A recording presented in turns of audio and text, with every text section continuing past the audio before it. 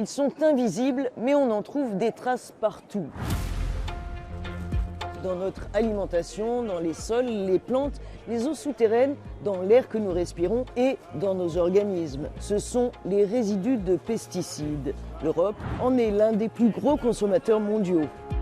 Les risques qu'ils présentent pour l'environnement, la santé animale et humaine suscitent un vif débat, notamment quant à leur utilisation intensive dans l'agriculture. L'Union européenne prévoyait d'en réduire de moitié l'usage d'ici quelques années. Elle y a renoncé récemment sous la pression des agriculteurs et des lobbies de l'agrochimie. Voici European Stories. Les pesticides sont des substances utilisées pour prévenir, contrôler ou éliminer des organismes jugés nuisibles. Il existe plus d'1 millier de pesticides, dont les principales catégories sont les herbicides, les fongicides et les insecticides.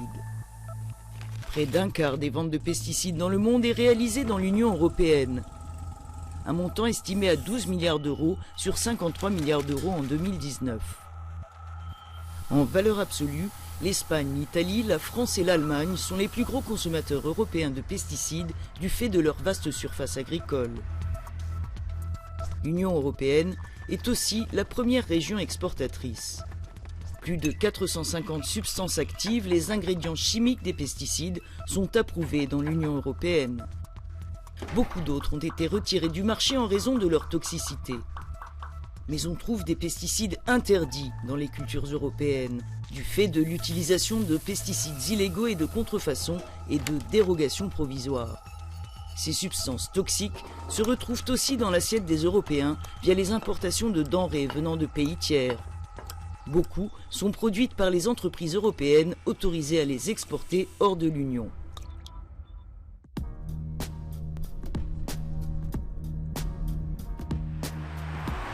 Je suis dans le département de Charente-Maritime, à l'ouest de la France. Il abrite une zone de culture céréalière importante et très consommatrice de pesticides. Les habitants de plusieurs communes de la région ont récemment tiré la sonnette d'alarme. Les cas de cancer d'enfants, dont certains sont morts, se sont multipliés ces dernières années.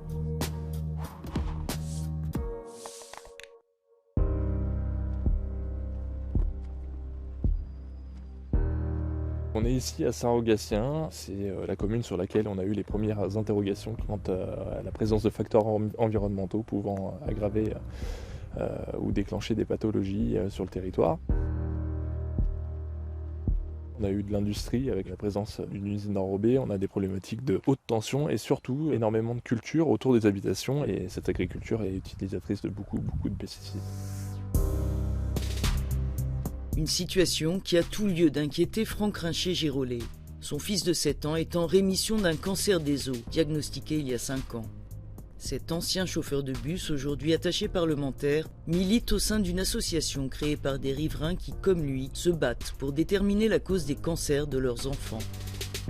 On avait entre 2008 et 2020 7 cas de cancer sur le Saint-Rogatien, sur la tranche des 0-24 ans.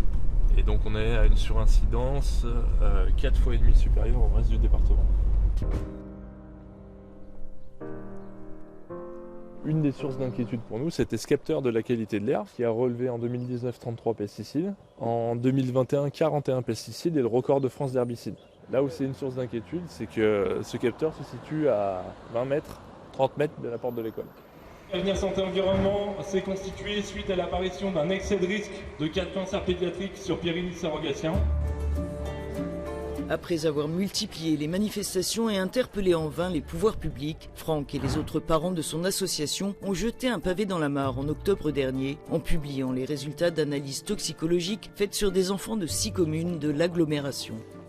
On a décidé de financer des tests urine et cheveux sur 72 enfants. On a 14 molécules de pesticides qui ont été retrouvées dans les urines des enfants et 45 dans les cheveux. On se rend compte qu'un certain nombre de molécules interdites, ça ne veut pas dire qu'elles sont encore utilisées par les agriculteurs, mais qu'on les retrouve encore dans les organismes de nos enfants. Comment se fait-il que des molécules interdites cancérigènes soient encore présentes et qu'on continue à donner des autorisations de mise sur le marché de produits encore potentiellement perturbateurs endocriniens ou cancérigènes, sans analyser l'effet cocktail entre molécules interdites et molécules autorisées. Les autorisations de mise sur le marché des produits dépendent du niveau européen en premier lieu et on se rend compte que des molécules molécules qui sont autorisées parfois pendant 10, 20 ou 30 ans se révèlent être ou des cancérogènes probables ou des produits mutagènes, reprotoxiques. Ce qu'on aimerait, c'est vraiment qu'au niveau européen, on se donne un objectif de sortie des pesticides de synthèse dans le monde agricole et qu'on accompagne massivement l'agriculture. Donc on peut produire autrement, mais il faut revoir tout le système.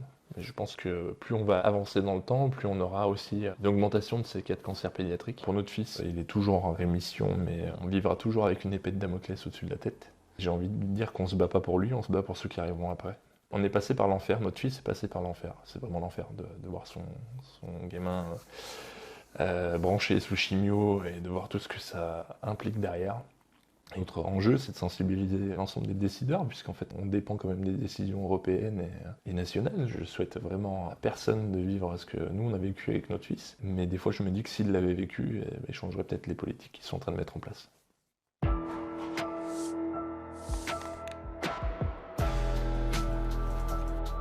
Les règles européennes peuvent-elles mieux protéger les citoyens des effets toxiques des pesticides? J'ai posé la question au réseau Pan-Europe qui milite pour une Europe sans pesticides. The European legislation on pesticides is indeed one of the best of the world, but it's not properly implemented. One example is the directive on the sustainable use of pesticides, which puts as a priority to put in place all preventative measures to avoid the need to use pesticides. For instance, very simple techniques like crop rotation or using resistant varieties of crops to be less attractive for pests. This directive is not implemented by member states correctly. The European Commission has to start launching infringement procedures and being much stricter with member states. Well, but beyond that, could Europeans actually do without pesticides? Yes, of course. The majority of the use of pesticides is not intended to produce food that we directly eat. If we would stop subsidizing all these crops that then are exported outside of the EU and focus EU cap money to what we truly eat, we could produce everything organically at the same cost as it is now. But the problem is that our agriculture is completely open to international markets. And all this cap money, which is 1/3 of the EU budget, is going directly in the pockets of the pesticide industry, the fertilizers, and also to subsidize exports, which is really not feeding citizens. La médiatrice européenne vient de dénoncer le non-respect par la Commission du délai de 3 mois fixé pour les décisions d'autorisation des substances chimiques dangereuses. Les retards prennent parfois plusieurs années, temps pendant lequel les entreprises peuvent continuer à diffuser des substances potentiellement toxiques ou cancérigènes. Bruxelles peut donc mieux faire.